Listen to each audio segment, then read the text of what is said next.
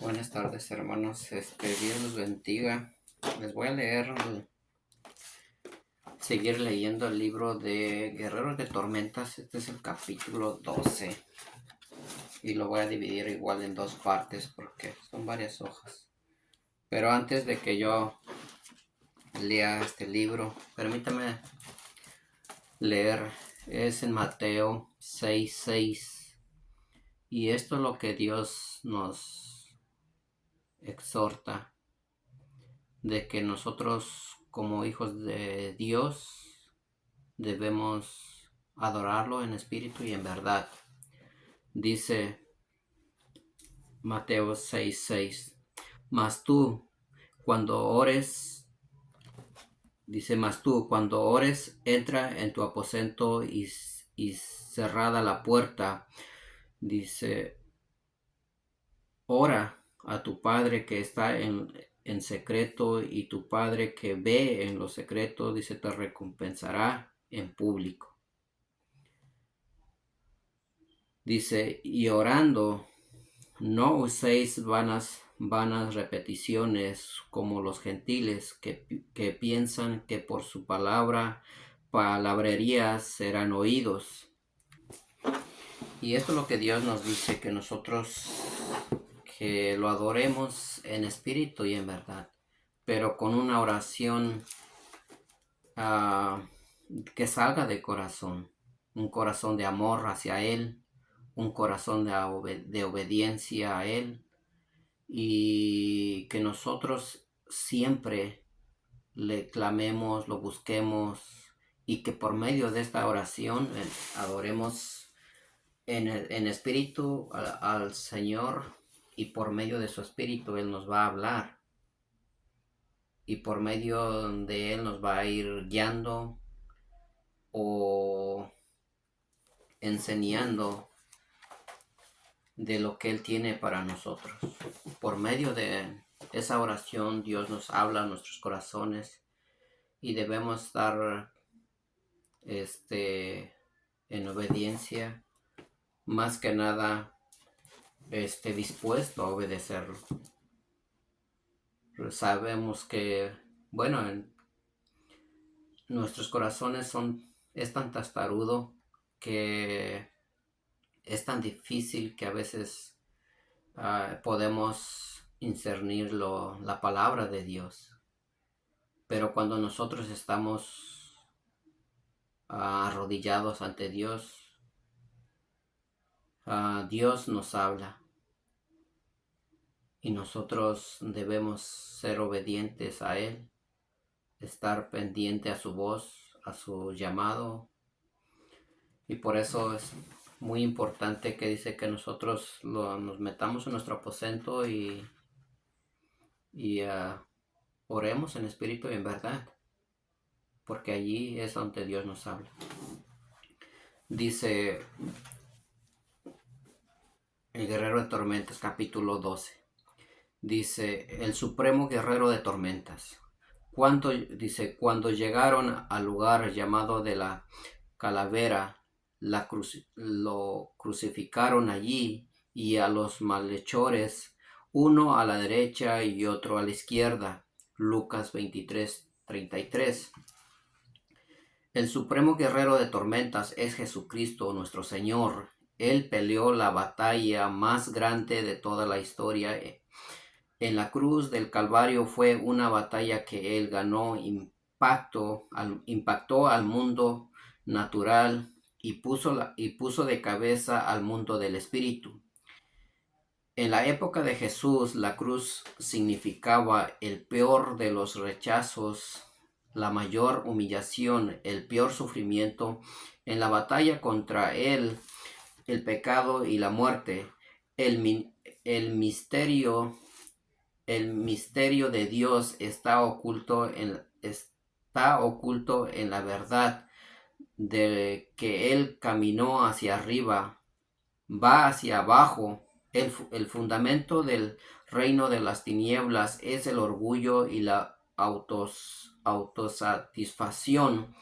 El reino de la luz avanza en en violenta oposición por medio de la humanidad y el autosacrificio. Como supremo guerrero de tormentas, Cristo revela el ineludible aspecto de la naturaleza de Dios a través de su muerte. Lo que se siembra en la muerte y es resucitado a la vida, esto desafía a toda sabiduría humana. Jesús le respondió diciendo: ha llegado la hora para que el Hijo del Hombre sea glorificado. De cierto os digo que si el grano de trigo que cae en la tierra no muere, queda solo, pero si muere, lleva mucho fruto. El que ama su vida la perderá, y el que odia a su vida en este mundo, para vida eterna la guardará. Si alguno me sirve, sígame, y a donde yo esté, allí también estará mi servidor. Si alguno me sirve, mi Padre lo honrará. Juan 12 del 23 al 26. En estas épocas palabras, el Cordero de Dios reveló cuál era su perspectiva del mundo. Su carne sentía repulsión ante la idea del sufrimiento y la muerte, como sucedería con cualquier ser humano, pero la naturaleza de Dios que había en él no podía sino abrazar este destino. Cuando se glorifica a Dios en la muerte, cuando la semilla que muere produce una cosecha entera de redención humana. No todos oyen el mensaje con claridad, pero quienes lo hagan están llamados a responder. En la muerte de Jesús, el reino de las tinieblas fue derribado y sus prisioneros liberadores de la condenación eterna. La viga horizontal de la cruz cargó con los brazos extendidos del Salvador, que llevaba sobre sí el peso del pecado de este mundo. Estaba montada sobre un tronco vertical que se extendía hacia el cielo, mientras su cuerpo entero pendía de la cruz entre el cielo y la tierra. Jesús vertía su vida y ganó la victoria. Los primeros cristianos se regocijaban en esta visión de su Salvador. Entendían que la propiciación ofrecida en la cruz era la victoria completa sobre el pecado, la muerte y el diablo, más allá de la reconciliación con el Padre, más allá de la inspiración para la transformación personal.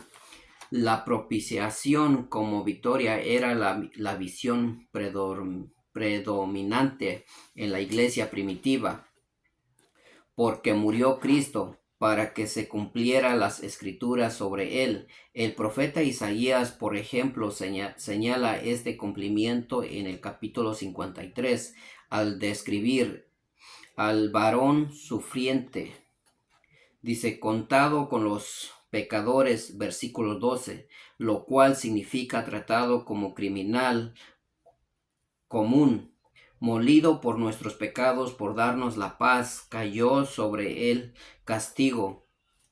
Versículo 5, pero verá el fruto de la aflicción de su alma y quedará satisfecho. Versículo 11, Dios prometió darle parte en los grandes, por cuanto derramó su vida hasta la muerte, habiendo él llevado el pecado de muchos y orando por los transgresores. Versículo 12. Uno de los salmos del rey David nos ofrece una observación notable: más engrandecido tu nombre y tu palabra sobre todas las cosas. Salmo 138, 2.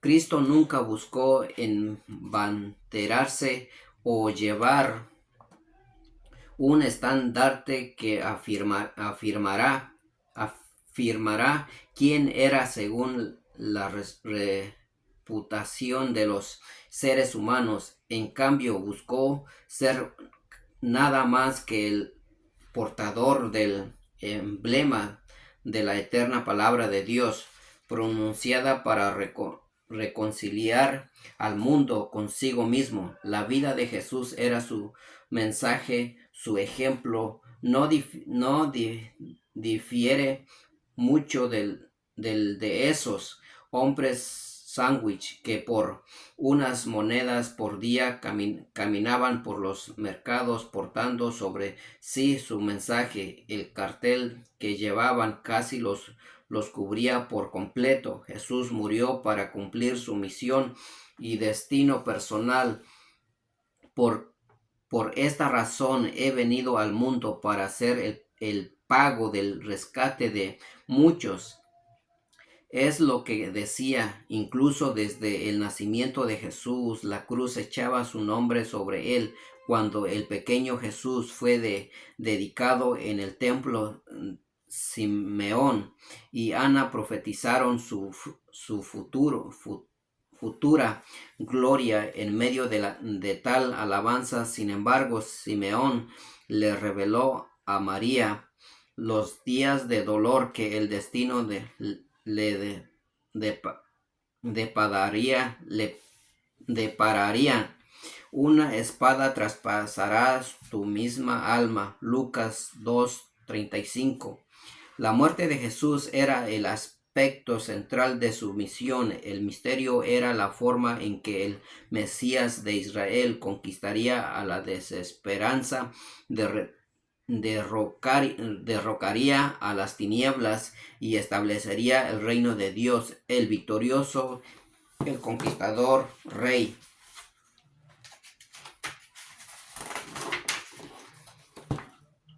De Israel vendría como siervo para ser asesinado en lugar de ser quien matara con el fin de establecer su trono de perfecta justicia. En los días que siguieron a la triunfante resurrección de Cristo, los seguidores de la cruz consideraban que la muerte no era más que un sueño temporario, una acción mediante la cual uno estaba presente al Señor. Segunda de Corintios 5:8. Todo miedo al sufrimiento y la muerte se sopesaba contra la Chabón, la grandiosa gloria de Dios ganada a través de la obediencia.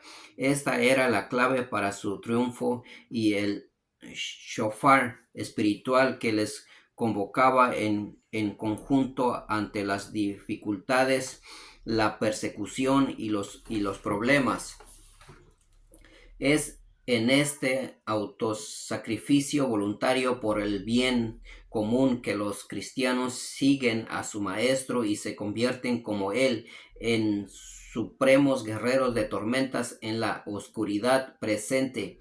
Quienes llegamos luego de la ascensión de Cristo tenemos ayuda en nuestro objetivo de ser buenos soldados de la cruz, porque se nos ha ofrecido la plenitud del Espíritu. Somos ciudadanos del cielo. No obedecemos los mismos principios que quienes viven simplemente según los dictados del cuerpo mortal. Al ver a aquel que fue elevado en el madero, recordamos las estrofas del bello himno de Isaac. La cruz excelsa al temblar, do Cristo allí por mí murió, nada se puede comparar a las riquezas de su amor. Yo no me quiero Dios gloriar más que en la muerte del Señor, lo que más pueda ambicionar, lo doy gozoso por su amor. Ved en su rostro, manos, pies, las marcas vivas del dolor. Es imposible comprender tal sufrimiento y tanto amor. El mundo entero no será dádiva digna de ofrecer amor tan grande sin igual, en cambio exige todo el ser. Mi honra ha llegado. En los evangelios Jesús habla 7 veces de su pasión y su crucifixión como la hora en que su misión culminará en éxito. El énfasis en su muerte como su más grande golpe de victoria sobre las fuerzas de este mundo y el mundo por venir nos ayudan a ver que la cruz de Jesús tiene nada menos que un impacto cósmico en cada uno de los aspectos de nuestra existencia. Esta desesperanzado, miré la cruz, se regocija, miré la cruz, es perseguido, miré la cruz, ha sido favorecido, miré la cruz, se siente finito, miré la cruz, se siente eterno, miré la cruz, el aspecto, el aspecto es el espectáculo del Gólgota es escenario central para ángeles, demonios, principados y poderes de todos los tiempos. Vosotros, en cambio, os habéis acercado al monte Sión, a la ciudad del Dios vivo, Jerusalén, la celestial, a la compañía de muchos millares de ángeles, a la congregación de los primogénitos que están inscritos en los cielos. Os habéis acercado a Dios, juez de todos, a los espíritus de los justos hechos perfectos, a Jesús, mediador del nuevo pacto, y a la sangre rociada que habla mejor que la de Abel. Hebreos 12, 22 al 24. ¿Cómo es posible que el Creador y Dador de vida fuera glorificado a través de la muerte? Jesús oró: he acabado la obra que me diste que hiciera. Juan 17:4. A lo largo de su ministerio vemos a Jesús hacer solo lo que veía hacer al Padre, milagros de sanidad y liberación que confirmaban la buena nueva de que había venido el reino. El punto de inflexión en esa batalla fue su total quebrantó sobre el madero. En esa obra, por la muerte de un hombre, fue complacido al Padre. El amor de Dios fue magnificado, puesto a disposición a través de la muerte que lleva a la vida. Dios fue glorificado.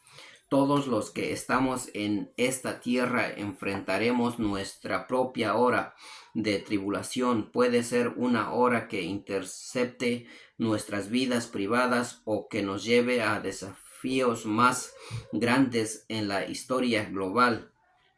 En todas las cosas, el llamado de Dios nos mueve hacia la voluntad del Padre, así como Cristo se ofreció a sí mismo por el Espíritu.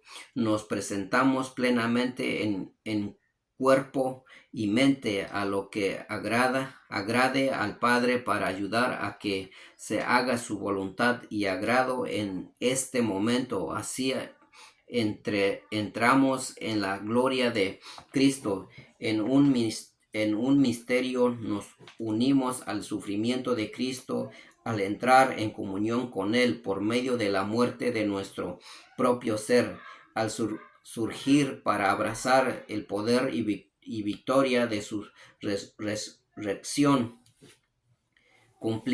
Cumplimos nuestros destinos como hijos o hijas de Dios, porque nadie tiene mayor amor que este, que uno ponga su vida por su amigo.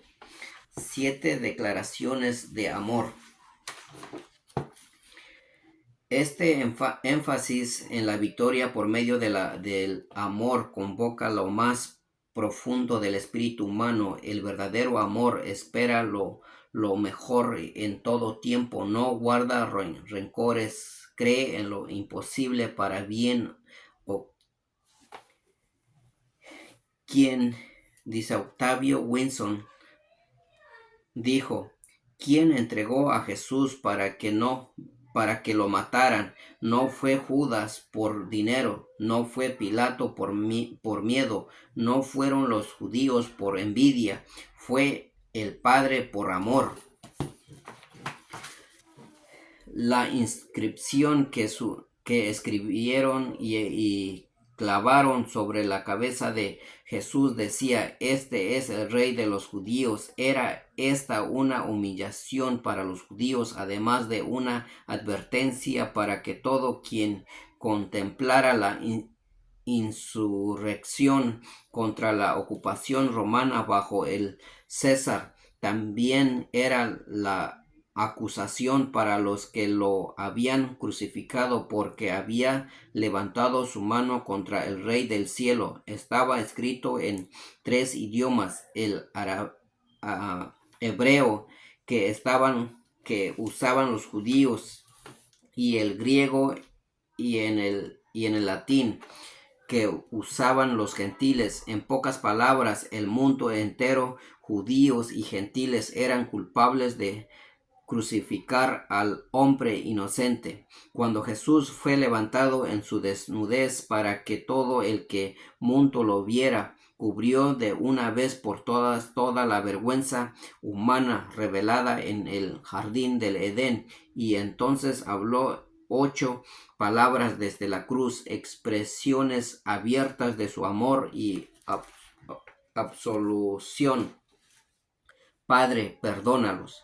Jesús decía, Padre, perdónalos porque no saben lo que hacen. Lucas 23:34. Estas palabras de amor fueron inesperadas e inmerecidas. Esas palabras revelaban el propósito por el cual permanecerían allí en la cruz durante 6 horas más hasta su muerte. Revelaban que a pesar de nuestra ignorancia se nos pudieran perdonar los pecados cometidos contra el Padre que nos creó. También mostraba que la relación del Padre y el Hijo estaban intacta a pesar de su sufrimiento. En su intercesión estaba incluida las oraciones por los soldados romanos que seguían órdenes por las autoridades judías que lo veían como amenaza, y por Poncio Pilato, que tenía autoridad para liberarlo o matarlo. Perdonaba a los que habían sido violentos con él y a los que ponían en riesgo su propio destino eterno a causa de su ignorancia. En sus palabras vemos los brazos de Dios completamente abiertos para recibir a justos e injustos. Todos, judíos y gentiles, religiosos y seculares, entraron en el abrazo de la cruz para ser convertidos en un nuevo hombre en Jesús.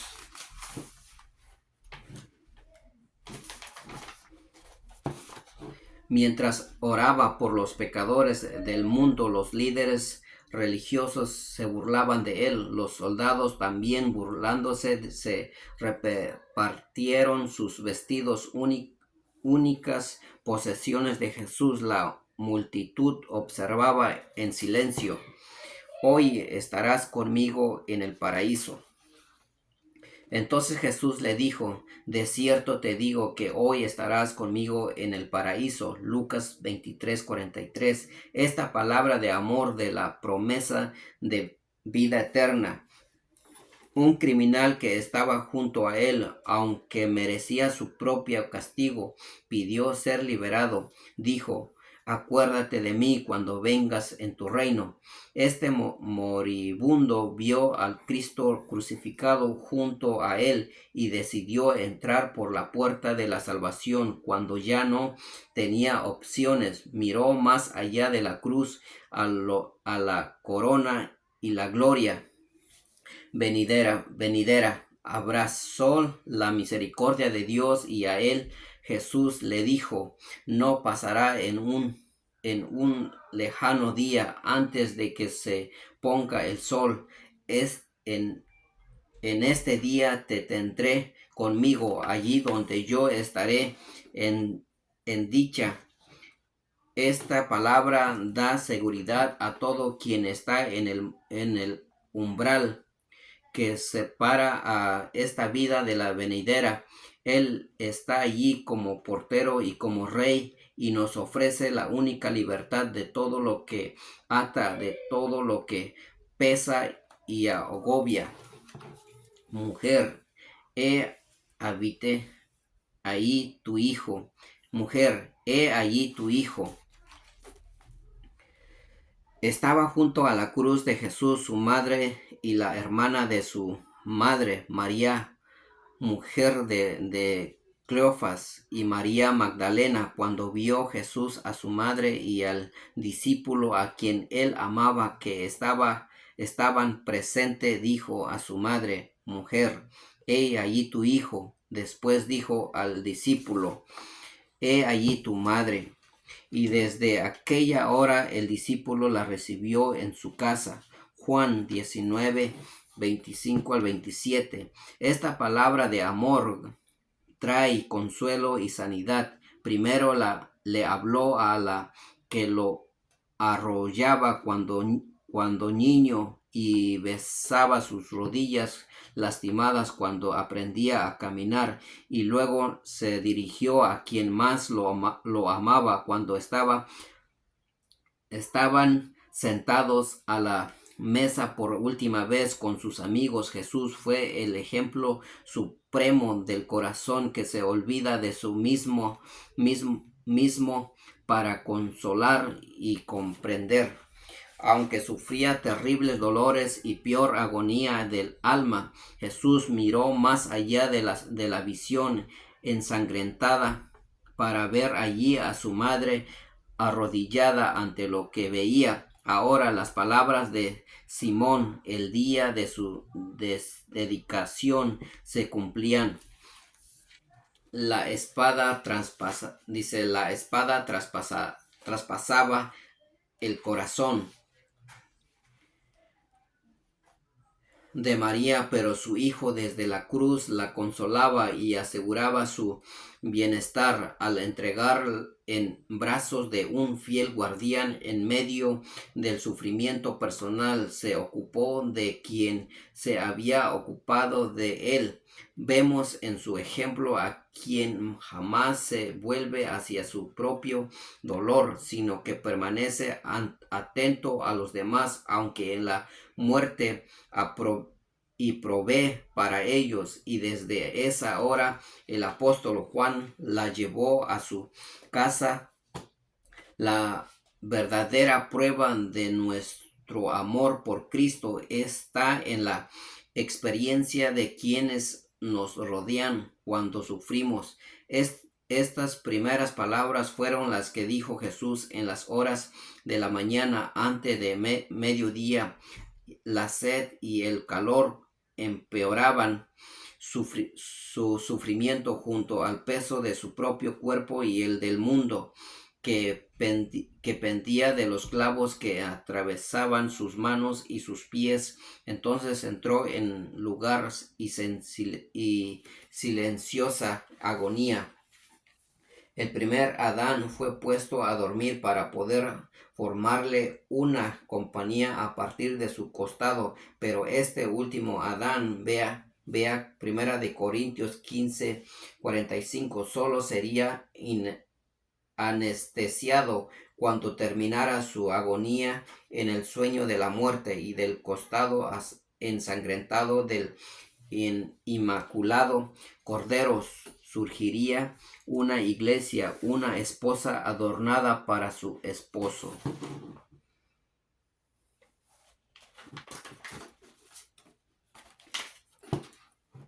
¿Por qué me has desamparado?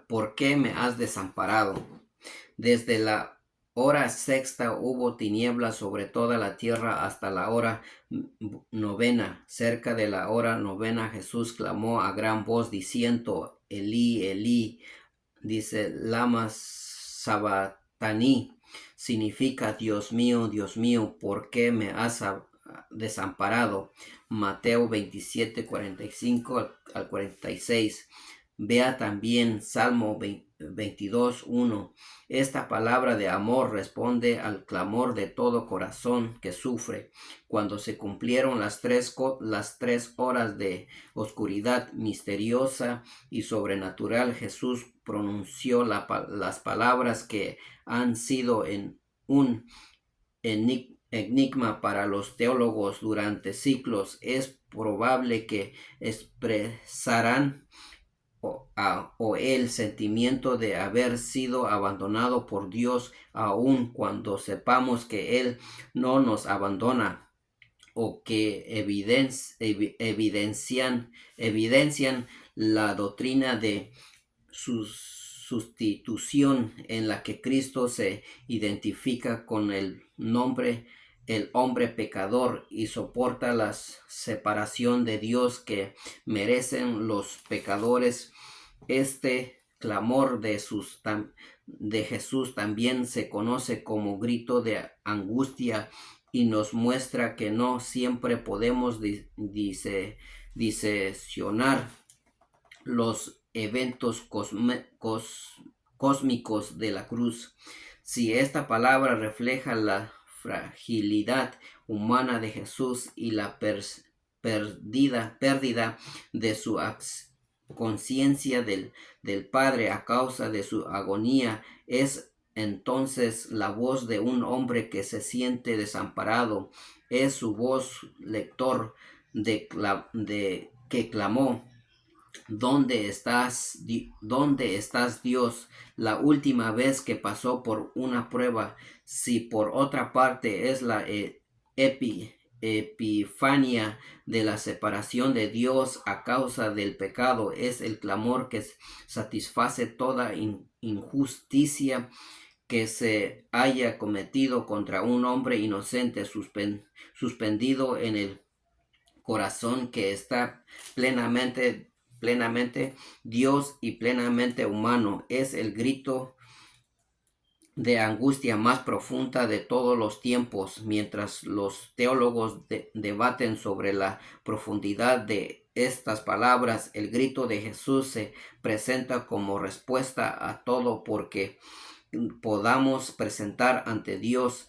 Al hablar de esto con uno de nuestros amigos hace poco, nos recordó que las cosas más profundas de Dios son tan sencillas que hasta un niño puede comprender. Entonces dijo: pensé en el clamor de Jesús y de inmediato oí las muchas veces que le dije lo mismo a Dios en medio de una dificultad. En una ocasión, cuando todavía estábamos en medio de la tribulación con respecto a la vida de Aarón, March respondía a las instrucciones de Jesús de ir al África, y yo, Bonnie, guardaba vigilia en las largas noches. Una tarde gris y lluviosa, mientras Aarón pasaba por otra de las muchas cirugías para reparar su aparato digestivo gangrenoso desde el nacimiento, me hallaba bajo el portal de entrada del hospital y pregunté: ¿por qué? Jamás olvidaré la respuesta que llegó, suave y certera: estoy aquí contigo y esto es más que suficiente. La respuesta a todo porque que surge de nuestros labios en momentos de dificultades, tribulaciones o problemas es la presencia de aquel que nos amó y se entregó a sí mismo por nosotros. Cuando nuestro sufrimiento humano nos lleva a preguntar ¿por qué?, podemos recordar que Emmanuel ha derribado el muro de la separación. No nos abandonará como huérfanos, no nos dejará solo. Recuerde esto la próxima vez que se sienta la la tentación de preguntarle a Dios, ¿dónde estás? ¿O por qué me pasa esto? Mire a la cruz y encontrará la respuesta. Tengo sed. Después de esto, sabiendo Jesús que ya todo estaba consumado, dijo, para que la escritura se cumpliera, tengo sed. Juan 19:28. Esta palabra de amor habla del sufrimiento de Jesús. Jesús lo pronunció cuando todavía mantenía el dominio de sus facultades. Tan fiel al plan del Padre era el que fue, era él el que fue la palabra exhibida, cumpliendo la promesa pronunciada por el Espíritu a través de David con referencia a los últimos momentos de la vida del Mesías. En mi sed me dieron a beber vinagre. Salmo 69:21. Aquel que había convertido el agua en vino podría haber mandado a los ángeles para que lo ministraran, o a las nubes para que... Allí la dejamos, hermanos, y es algo bonito. Me gusta lo que dice de que realmente nosotros no nos debemos preocupar de nuestro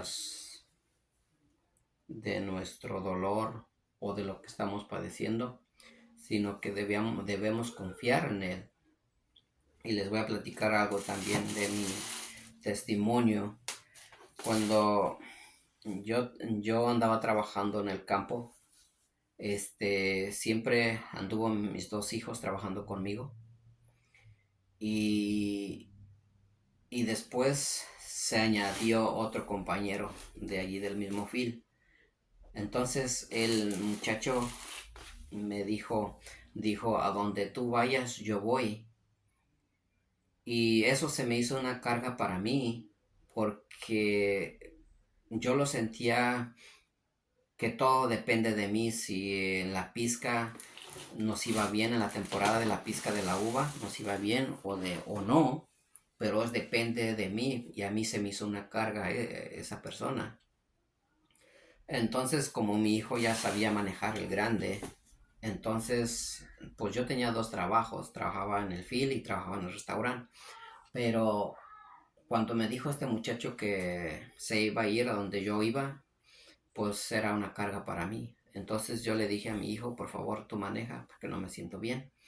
Entonces solamente en el copiloto pues me recargué en el asiento, y iba yo orando. No cerré mis ojos. Entonces yo le dije a Dios, Dios, quítame esta carga que tengo. No quiero no quiero tener esa carga, porque ah, pues para mí era pesado, porque depende de mí cómo nos iba a ir con este muchacho.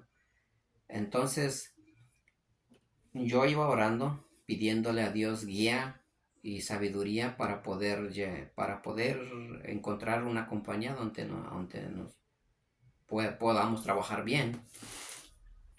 Entonces iba yo orando a Dios pidiéndole eso, cuando vi que en el techo del carro entró una mano así, bien gruesa, con unas venas, pero venas de esas gruesas como de los luchadores de aquí de Estados Unidos, así de gruesa.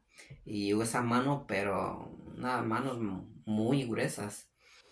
Entonces pasó su mano, una mano así, y me quiso así como saludándome. Entonces cuando toqué mi mano con su mano de él, se me quitó esa carga, y me dio una paz. Pues gracias a Dios de que esa paz se me quitó, y entendí de que Dios tenía el control, de que yo no depende de mí como nos vaya a la pizca, sino depende de Dios. Entonces, como esa preocupación, esa carga yo tenía, y entendí de que Dios, como diciendo, pues no te preocupes, yo estoy contigo y no, quita, pues dame esa carga que tienes. Y gracias a Dios, hermanos, nos fue bien esa pizca. Entonces es allí todo eso, esos milagros que Dios ha hecho en mi vida, esos testimonios, siempre los traigo presente en mi mente, porque de allí es a donde yo me aferro a Dios, de que Dios nunca te va a mentir. Dios siempre está allí. Muchas de las veces no lo sentimos que está junto a nosotros, pero allí está, porque Él dice, a donde hay más de dos y se ponen de acuerdo, dice, me llaman, allí estoy yo, entre medio de ellos.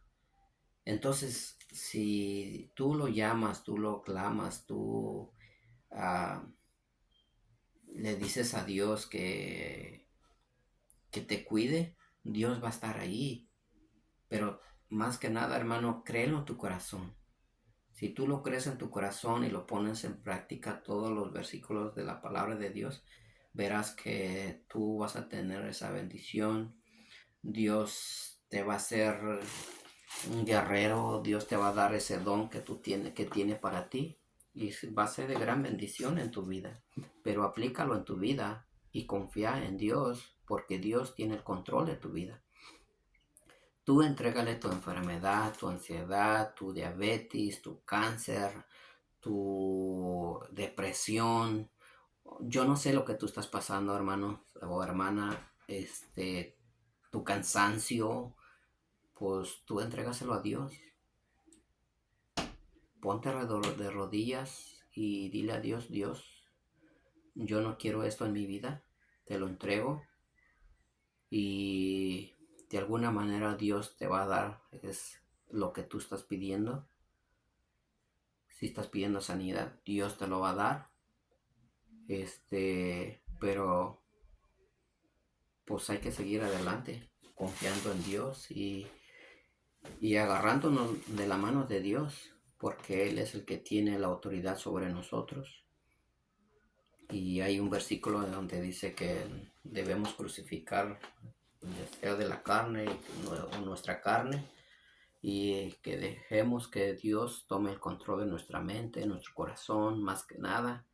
En nuestro corazón es bien tastarudo y a veces no se quiere humillar, pero hay que humillarnos ante Dios. Y, y Dios de alguna manera nos va a ir moldeando conforme su carácter de Él. Dios los bendiga, hermanos, y que sea de gran bendición. Ya después leo la segunda parte del capítulo 12.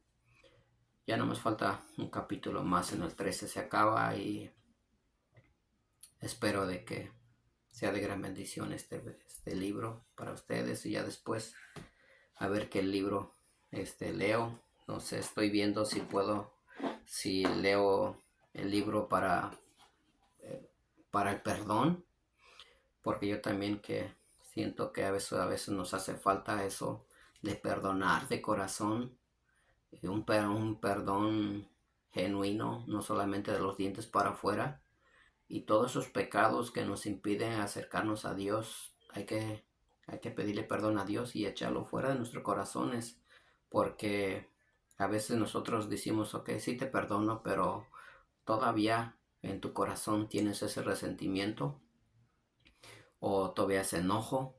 Entonces todo eso hay que echarlo de nuestro corazón, de nuestra mente, y que Dios gobierne completamente nuestra mente, nuestro corazón.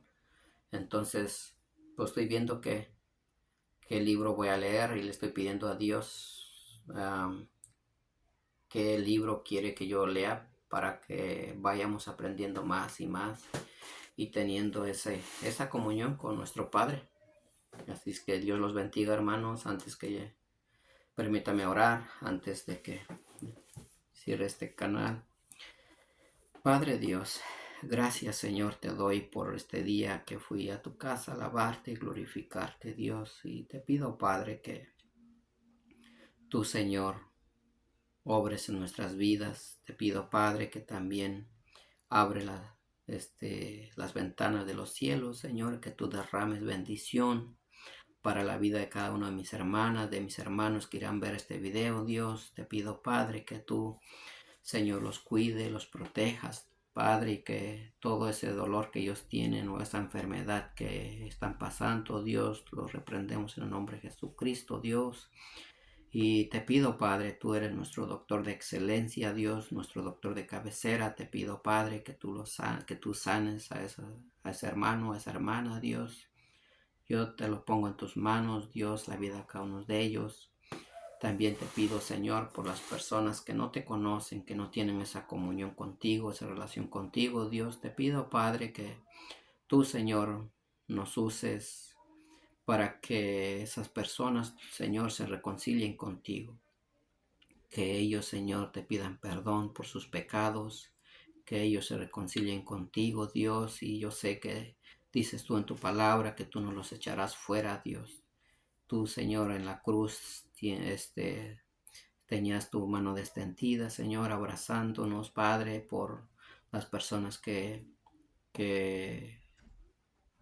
nosotros, Señor, nos reconciliamos contigo, así como este varón, Señor, que estaba al lado tuyo, Dios. Él te dijo, Padre, que cuando tú llegues a tu reino, Señor, que él, Señor, reconoció, Padre, que él era pecador, que él necesitaba de ti, Dios. Te pido, Padre, así con la vida de cada uno de las personas que no te conocen, Dios. Te pido, Padre, que tú los cuides, los protejas, Dios, y más que nada, que ellos, Señor, te tomen como su Dios y que ellos doblen rodilla, Dios. Y te pido, Padre, por todo lo que ellos están pasando, Dios, que tú obres, Señor.